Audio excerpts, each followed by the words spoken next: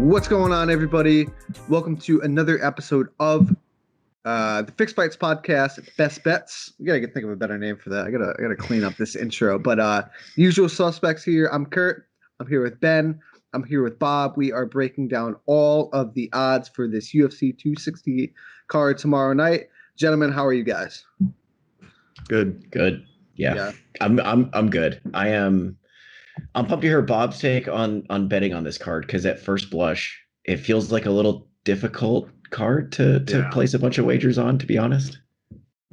Definitely. And obviously, we were talking a little bit before the show, and it's 100% true. It's like there was some very prime spots, in my opinion, that have since fallen out. There's still some good stuff on here, but my favorites so far have slowly dissipated.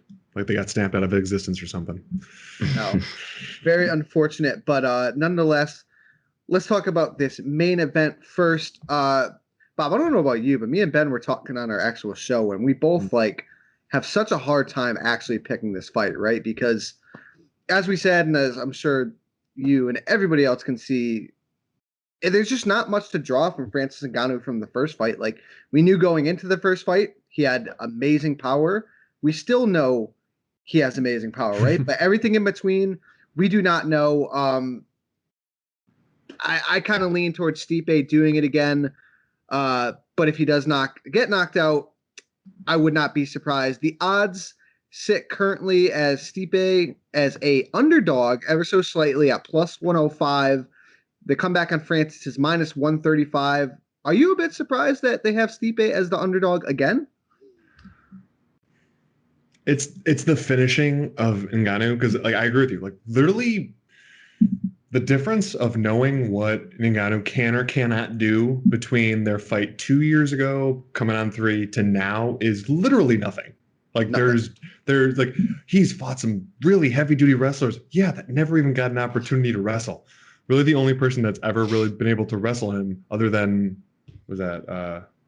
Luis Henrique way back when, is Stipe. Other than that, everyone gets hit on the way in, and then they're out. And Stipe was the only one to be able to take that. And I'm one of the people that believe that one of the reasons that Stipe was put out so easily in the first fight against DC was he was still wearing some of that damage from that first fight with Ngannou, and then did so much better in subsequent fights. But it's so hard with Ngannou because he has that fight finishing power. And one thing he has said in interviews, Ngannou, that is keeps getting asked, are you working on your wrestling? And he'll say he's working on his wrestling, but the main thing he says he's working on is his patience and his execution, so he doesn't go for broke, so he can hold off a little bit, which so I guess playing it safe, but this sounds bad. It's your best chance is to blitz him. It's that's your shot. So I'm a little nervous on that, and I've made a lot of money on Stipe in general. I think I abstained from the first fight just because I think I had a little bit on Stipe. No, I can't remember either way, but he was a big underdog, and just because it's the same thing, can he take him down? Yes. Does he have better cardio? Yes. Does he have better absolutely everything? Yes. Yes. But it hasn't helped anybody else against Ngannou. I was big on Curtis Blades in the rematch versus Ngannou, and that didn't help. It's his punching power is ridiculous to the point where it is shocking that Stipe was able to handle it the first time out. Dude, I'm glad you brought up the patience thing, because we kind of talked about it on our show.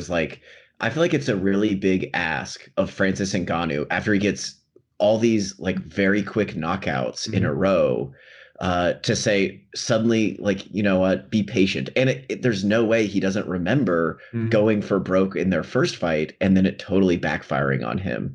So I feel like it just feels like a big ask mentally for Francis Ngannou to come into this fight both prepared to do what he does best, which is fucking throw them bungalows right from the rip, and B, also be prepared to, all right, I'm fighting one of the best MMA heavyweights ever, so maybe I can't put him out right away and I have to kind of play the long game. I want to ride with Ngannou so hard because I really like him as a fan, but the more I talk about it, it just feels harder and harder to pick him. Well, it's difficult because, like I said, he should go across the cage. If he's being patient, he's going to get worn out. And honestly, if anything can be said about Stipe coming in lighter here, it almost makes me think that he's going to try. It's going to be harder in the small cage, but kind of circling away and keeping distance and let Ngannou tear himself out because he throws everything in every single punch. Even if he is trying to taper back, like the output over in their fight was halfway decent amount in the first round when he's really going for broke, and then just dropped off the cliff for the remaining 4 rounds. So he might just want to bring him in, have him throw, tire out. But that's why it's great saying all these things. And Stipe, again, should win. But if he gets put out in the first round, which is still just as viable a possibility, even though he has the better skill everywhere. And we saw the, I guess, patient Ngannou, right, in the subsequent fight with Derek Lewis, and that was not very pretty because he literally did absolutely nothing. So I'm wondering if if he gets too patient, Stipe is going to be able to kind of do what he wants again. So if we look at these odds, I know you don't like betting on main events. I generally don't heed your advice, and a lot of times it bites me in the ass. But that's for me personally. Yeah, this one, I got it. For me, I'm staying away. At least with the just the straight up odds. There is a couple decent odds. The over under is set at a round and a half, minus 140 for a round and a half. Under a round and a half is plus 110 if you like that. The fight going the distance, if you're a Stipe guy, is plus 275. Dude, they have Ngannou in the first round at plus 225. So there's a couple odds. Do you like anything betting wise about this fight? If you're gonna back in Ngannou, you might as well go for the round 1 prop. It's 90% of the times I realized odd phrasing, 9 times out of 10, if he wins, that's how. Like, it's a high probability. So the fact that you're getting over plus 200 for him in the first round, I mean, you might as well bet that. I mean, especially with him at as a favorite right now, it's like if he's going to win, it's probably going to happen in the first round because I don't care how much better he got. Until I see your cardio, I don't believe in your cardio, and I've seen Stipe's cardio. Yes, many times. Yes. Yeah.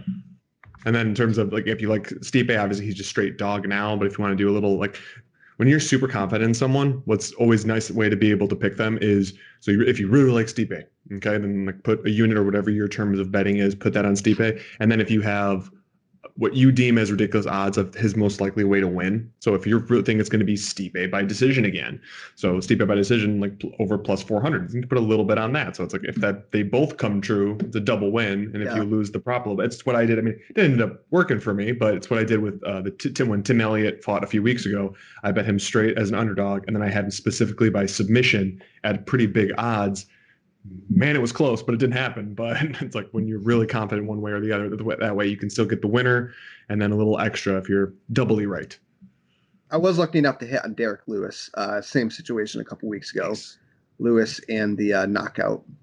Very nice. If we jump down to the co-main event, this one is kind of interesting too because I've always been a huge fan of Vicente Luque. I love his style. And now he's getting the shell of Tyron Woodley. They have Tyron as a plus 190 underdog. The comeback in Vicente is minus 240. It seems like a little bit of money has actually come in on Tyron. Do you expect anything from Tyron to where those plus 190 odds are looking decent, or is this all Luque here? It's pretty much all Luque, just because I've literally seen nothing from Woodley otherwise.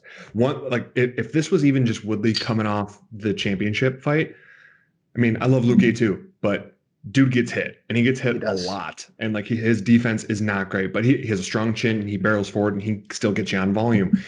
So you'd worry about that with someone who has the power of Woodley, but he hasn't thrown.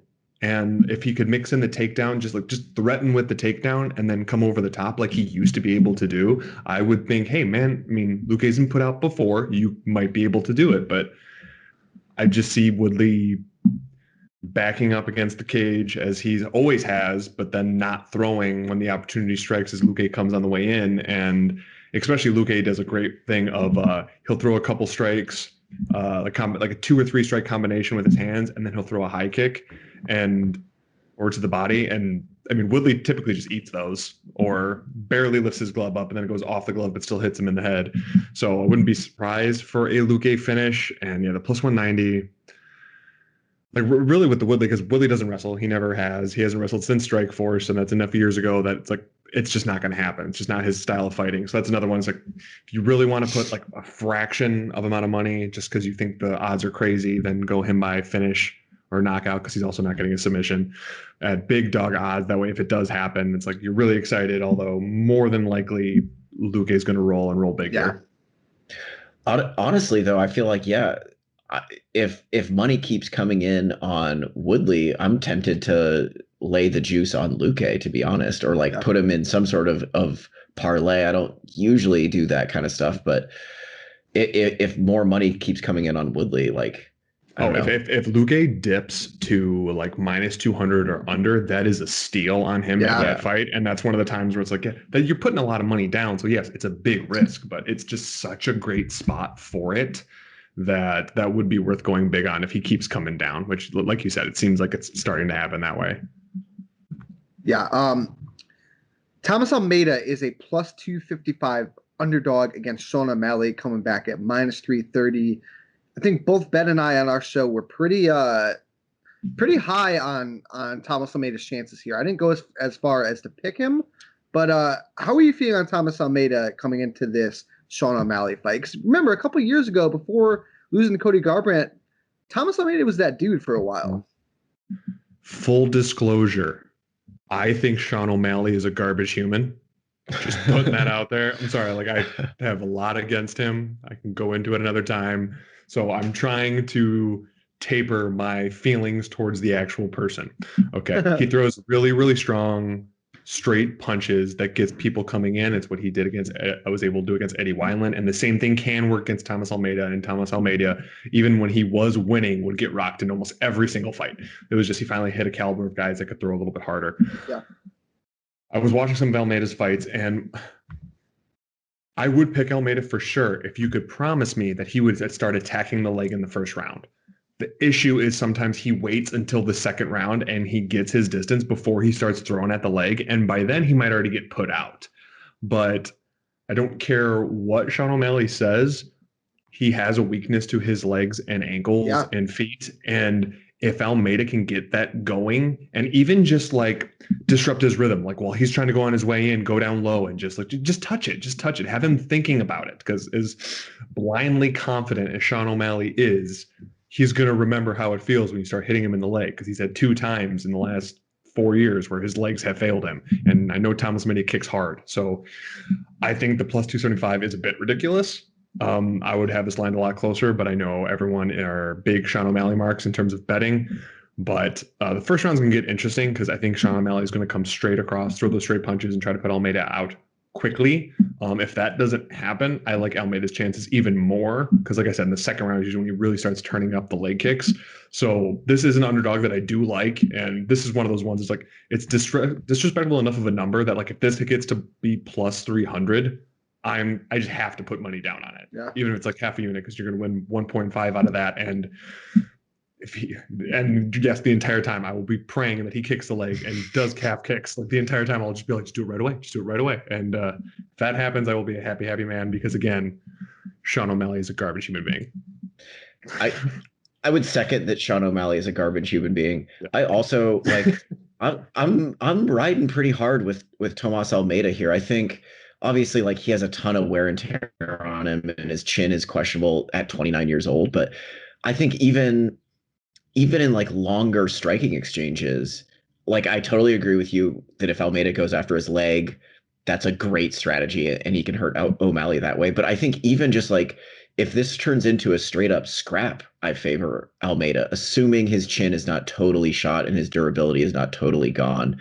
But just like these guys exchanging, if O'Malley gets pulled into a brawl, which I guess he hasn't really shown he doesn't have terrible fight IQ or anything, but I favor Almeida straight up here. Like the line kind of blows me away. Like I get why O'Malley is favored here, given all of his hype and what he did to Eddie Wineland. But man, Almeida can throw. He can kickbox very well. So I don't know. I like Almeida at plus 275 for sure, plus 300, maybe even make that a bigger bet on my end. Yeah, I like Almeida too. It's crazy that we're talking about Tomas Almeida like he's on this crazy downslide of his career at 29 years old. I still think he has some juice there. Yeah, Sean O'Malley, not the coolest dude. Did you guys know he smokes weed? Did you hear Sean O'Malley smokes weed? I would never have guessed, honestly. Did not. Did not. I never even thought, actually. Like, I thought he would just like he crocheted and just a little needlepoint, just see how life is. But what you got to do is you got to do all of those things, say horrific things about women, imply that you'd be cool trying cocaine while you hold your infant daughter. These are just like it's a great combination of things that make for a plus UFC fighter that they want to push. He is also undefeated still, so there is that.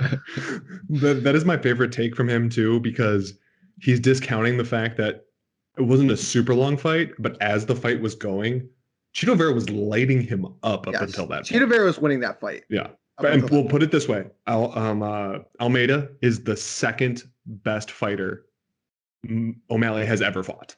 Not even close. Not even close. Yeah. Eddie Wineland has been being put out to the chin since WEC. Yeah, like he's had a questionable chin since the end of his WC run, and WC joined the UFC in 2010.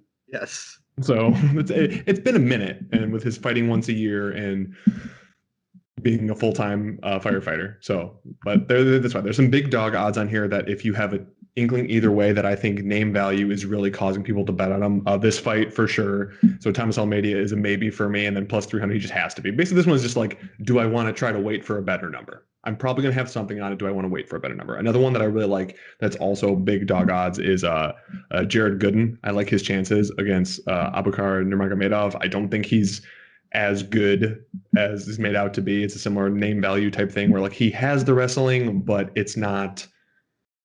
The reason Khabib was great is he had the wrestling and he pinned you down and didn't give you room. Abubakar gives you all kinds of room, and can more than likely get lit up on the feet too by Jared Gooden. So that's another dog that I really like on this. That there's a chance that that's going to be one of my main bets on this one. I like Modestas Bukauskas too. Getting plus 140. I like him maybe in a parlay or even at straight dog odds. No, I agree there. There's a couple ones that like if you have a solid take, like what I would say in terms of bets, I don't have any official ones out now, but I will more than likely have something on Almeida. Just depends on what odds I get on that. If Luque dips, for sure. Otherwise, he is a good parlay piece that I'd be wondering who I might pair him with. And I really like Jared Gooden on there. Modestas Bukauskas is a good one. I've been teasing on that one. I've been losing. I waited too long, and now I'm losing the odds that I originally saw. So sometimes I get in my own head of like, I'm not going to get as good as odds I want. And then if you really think that Abu Azaitar got his potatoes along with his brother and he's fully used out, then he'll be able to maybe do something, but more than likely not. I mean, you answered my next two questions. Underdogs and parlay pieces. I think. My struggle is I am having trouble finding someone to pair with Luque. That's why I would love if he dips closer to 200, just so I could feel better about playing him straight. Because with where he's at now, it's a lot to put down to get anything back. But I'm struggling to find him a partner basically, and I like Alonzo Metafield, but I also don't trust him with money. So. Yeah, you got a guy in Fabio Charant coming in with like absolutely nothing to lose. Like that feels like a stay away fight with Menafield at nearly minus 300. Like obviously I pick him to win, but he's had blown up odds a lot. It's why when they originally made him versus William Knight, I got William Knight at dog money. I'm like, oh, this is great. Menafield's going to gas out and Knight will get him in the second or third round. And then they had to push it and they rebooked it. And then now they're pushing it again. Well, he's still fighting, but. What about Miranda Maverick as a parlay piece at minus 165? I really like that fight, by the way. No, that's true. I'll give you that one. I talked to some people that are really high on Jillian Robertson, so I think sometimes they influence me on there. So, but I've liked what Miranda Maverick has put down. I do think she will be the stronger one, be able to pin against the cage, trip her down, and be able to control her for larger portions of the fight, and maybe get enough on the ground for like maybe a late finish even for. Well, if they stop women's fights after there's enough strikes thrown. So, like, maybe I'm one of those people that's been in your ear about Jillian Robertson because I'm pretty high on her as well. But like, you know, I could see either woman getting a finish here. Like, I don't hate Robertson by submission at around plus 350 because Maverick, at least at this point in her career, for sure, is a super confident fighter, and she is. I don't think she's faced a grappler, like a submission threat, thus far. That's of the caliber of Jillian Robertson. But at the same time, like, you know, if Robertson can't get her submission game going, we've kind of seen her fall apart too. So like, looking down, I would be shocked if Maverick can submit Robertson, but like Maverick inside the distance, I don't hate it all either, because once she starts winning, you know, like, I don't know if this might be a lucked out situation though, because this is since it's a women's fight and they usually juice overs and to the decision. Actually, right now, fight doesn't go to decision, so if either one of them gets a finish, it's plus 120. Yeah, I like so you're that. Getting plus money at a fight that will more than likely end before it hits the bell, just because the odds are typically skewed in women's fights. Yeah, I'm with that. And I think when the first time this fight was booked, I was like pretty confident in Robertson, and I realized I feel like I'm on kind of the other end of most sharp people. I feel like a lot of people are riding with Maverick. So I feel a little less confident in that pick, but for sure that prop of fight doesn't go the distance. Like, that makes a ton of sense. Just knowing how Jillian Robertson fights and knowing that Maverick is, especially for a flyweight, she'll put it on you. Like, if she is better physically, or if she can get position, like, she will fucking put it on him. So yeah, I like that fight.